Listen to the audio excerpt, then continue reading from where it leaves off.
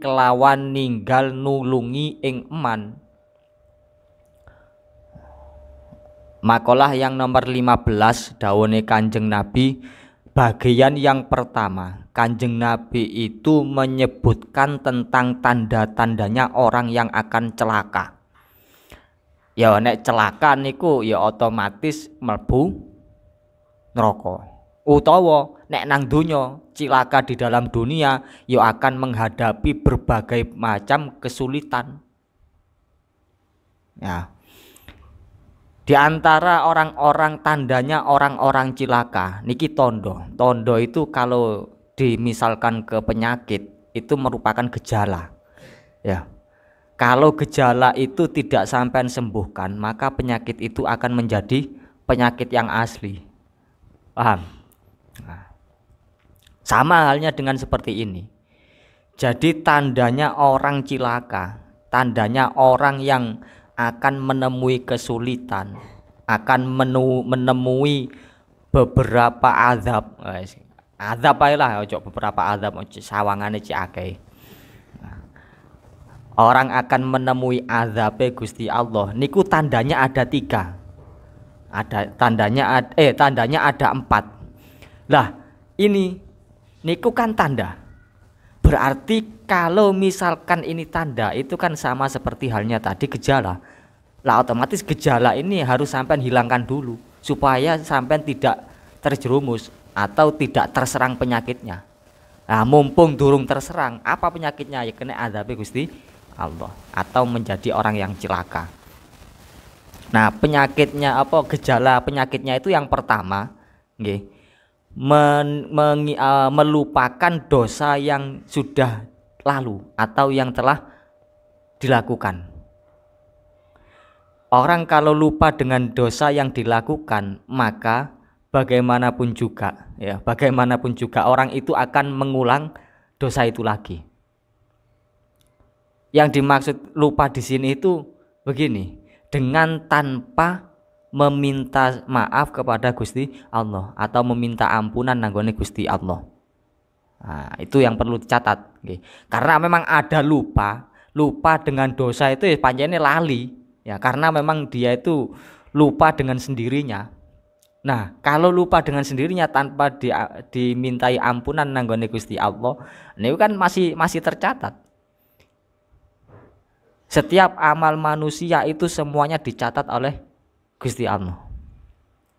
Nah, catatan amal ini itu akan terus ada. Ya, akan terus ada selama sampean belum meminta ampunan nanggone Gusti Allah. Makanya kemarin saya terangkan monggo Imam Ghazali itu kalau kalian itu melakukan dosa sehari itu misalkanlah katakan 300 kali, akeh-akeh 40 kali wae ya, utawa 17 sampean meso ping 17. Tapi kira-kira sampean meso tahu sampean hitung tah? Pernah sampean menghitung sampean meso itu? Gak tahu. Sampean rasan-rasan orang itu tidak pernah sampean hitung. Wah.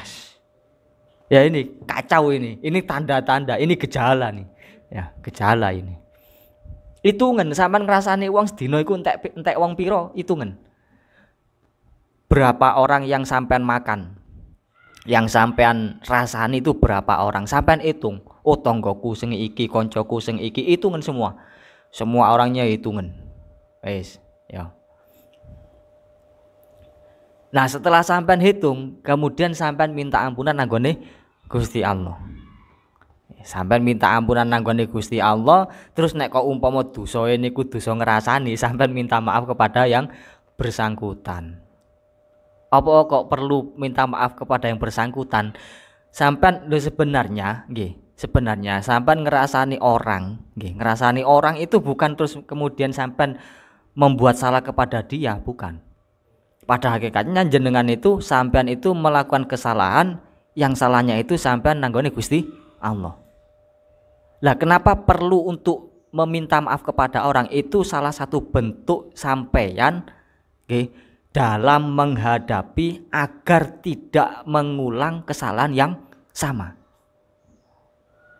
Nah, kalau sampean setelah merasani katakanlah Ubay mari ngrasani Dafa. Lah yang namanya ngrasani, yang namanya apa nek cara Indonesia iku apa sing ngrasani itu?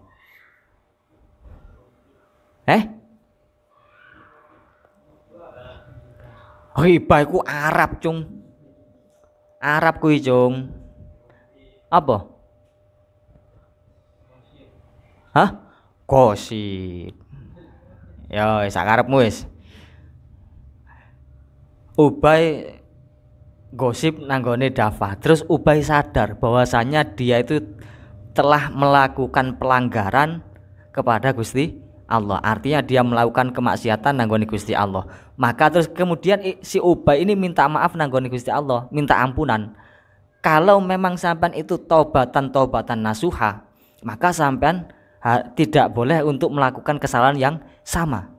Lah, cara untuk menghilangkan atau cara agar sampean tidak jatuh di tempat yang sama, maka berbagai upaya harus sampean lakukan. Di antaranya sampean minta maaf nanggone si Dafa iku mau.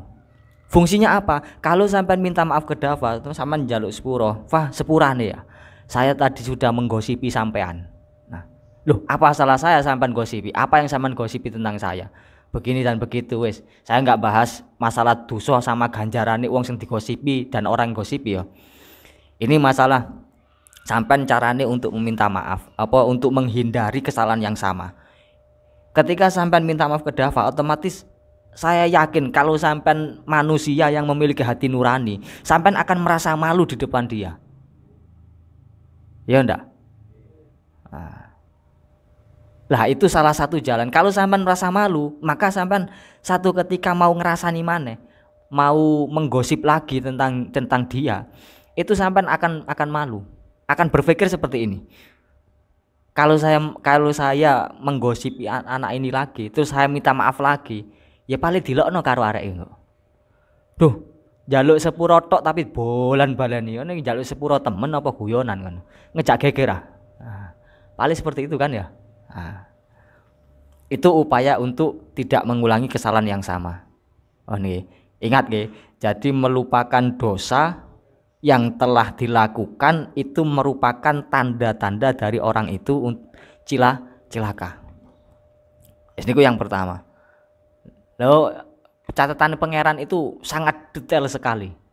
Detik keberapa sampai melakukan dosa itu, menit keberapa, hari apa, di mana tempatnya, berapa kali. Nah, itu ketulis kabeh. Yang pertama itu tanda celaka, yaitu melupakan dosa yang telah lalu.